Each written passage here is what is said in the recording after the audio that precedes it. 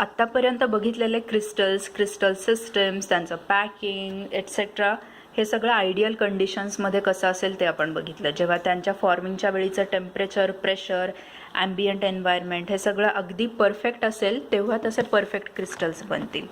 पण ॲक्च्युअलमध्ये त्या कंडिशन्स बरेचदा वेरी होतात, चेंज होतात. त्यामुळे काय होतं, क्रिस्टल डिफेक्ट्स तयार होतात. त्याबद्दल आता आपण बघूया.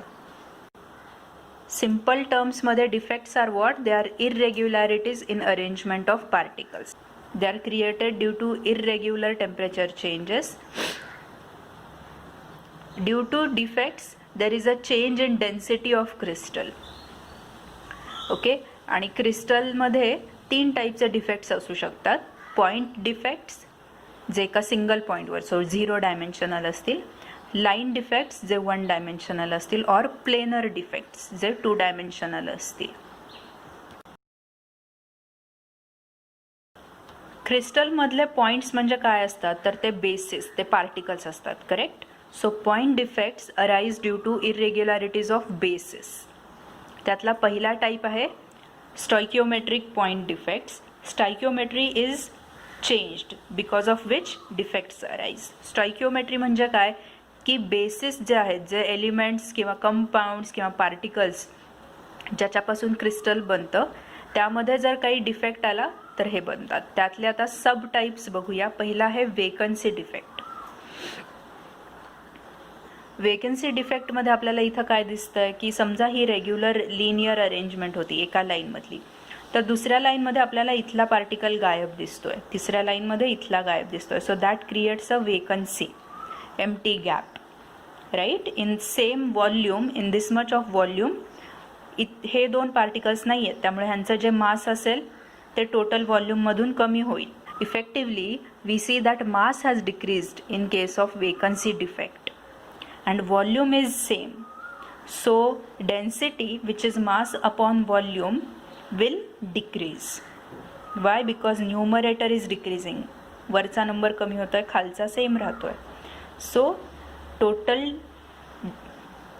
Total density will decrease. दुसऱ्या टाईपचे पॉईंट डिफेक्ट्स आहेत self interstitial defect in elemental solid. त्या केसमध्ये काय झालं, ही जर रेग्युलर अरेंजमेंट होती ह्या 2 लाईन्समध्ये दाखवलेली, तर थर्ड लाईन आणि सेकंड लाईनच्या मध्ये आपल्याला एक पार्टिकल दिसतोय. ह्या केसमध्ये काय झालं की हा ॲडिशनल पार्टिकल कुठून तरी इथं ॲड झाला आहे आणि एलिमेंटल फॉर्म असल्यामुळे जे इथं पार्टिकल्स आहेत तेच इथं आहेत, राईट. सो हा जो इंटरस्टिशियल मधला पॉईंट आहे, पार्टिकल आहे, तो बाकी क्रिस्टलमध्ये जे पार्टिकल्स आहेत त्याच्यासारखाच आहे, तो वेगळा नाही आहे. सो टोटल मास हे फक्त इन्क्रीज झालं. So density also increases. दुसऱ्या केसमध्ये काय झालं की ही जी रेग्युलर अरेंजमेंट होती त्याच्यातला एक पार्टिकल इथला मिसिंग आहे आणि तोच पार्टिकल इथं आला आहे असं वाटतंय इन दिस व्हॉल्यूम, राईट. कारण 1 is absent, 1 extra is present. So effectively it is same. त्यामुळे मास आणि व्हॉल्यूम या केसमध्ये सेम राहिलं.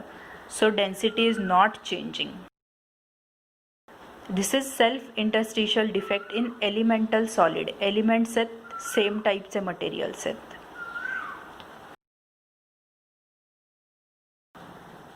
शॉर्टकी डिफेक्ट्स हे आयोनिक क्रिस्टल्समध्ये असतील जिथे पॉझिटिव्ह आणि नेगेटिव्ह आयन्स, कॅटायन्स आणि ॲनायन्स आहेत.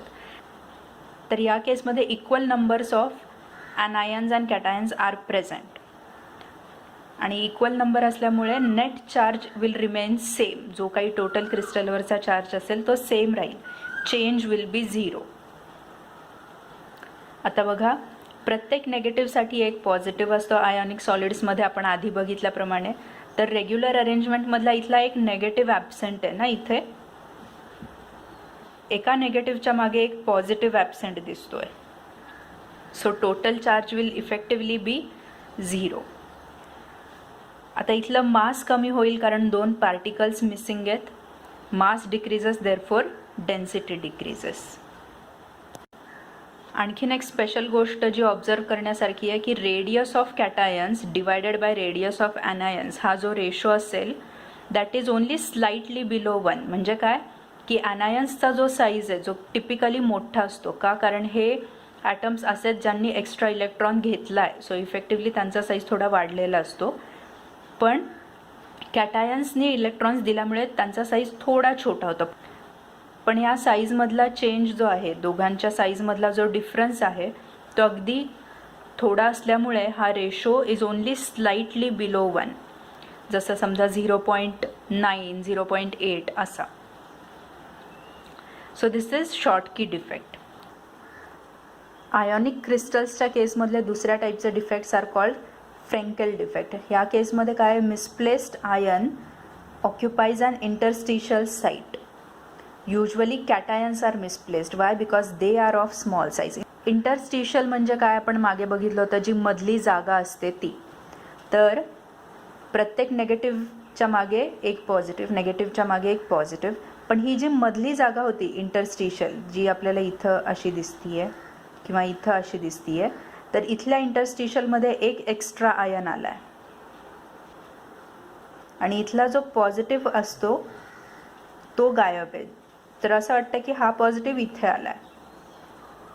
Net charge is again preserved because इथला जो पॉझिटिव्ह होता तोच इथं गेला. असं नाही झालं की इथं एक्स्ट्रा पॉझिटिव्ह आला. So net mass is also same, volume is also same, so density will be same. फक्त काय झालं की कॅटायनची जागा ही मिसप्लेस झाली आहे. तो छोटा असल्यामुळे तो इथून तिथून ट्रॅव्हल करू शकतो in case of Frenkel defect.